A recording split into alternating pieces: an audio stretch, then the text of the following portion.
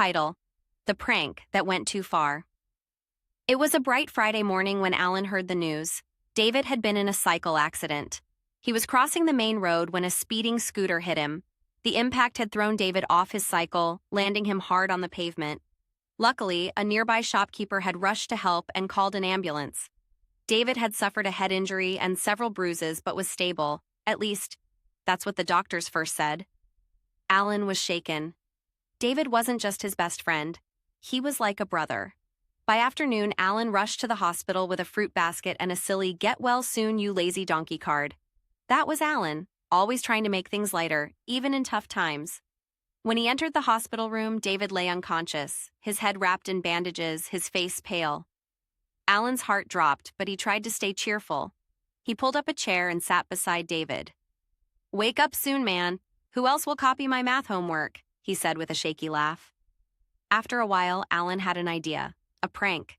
He'd once seen a video where someone played a ghost sound near a sleeping friend. It was harmless, funny, and David loved pranks. Alan took out his phone, searched for a spooky sound, and turned the volume low. He placed the phone near David's ear and pressed play. At first, nothing happened.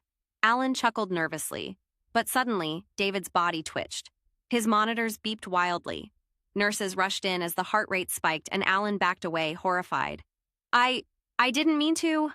The room filled with chaos. Doctors called a code and began immediate treatment. David had slipped into a brief coma. Alan was asked to leave. He sat outside the ICU, hands shaking, eyes wet. He didn't speak. He couldn't. His prank, his stupid, careless prank, had hurt his best friend. The fear in the doctors' voices echoed in his head. What if he doesn't wake up? What if I caused more damage? Alan broke down right there in the hallway. He cried, loud, painful sobs. His parents came, the nurses consoled him, but nothing could calm the storm inside. The next morning, David woke up. The coma lasted just a day, and the doctors said he'd recover fully in a few weeks. But the guilt inside Alan didn't fade that easily. He visited again, this time with no jokes, no cards, just tears in his eyes. "David, I'm sorry. I thought it would make you laugh. I didn't think—" His voice cracked. "You could have died because of me."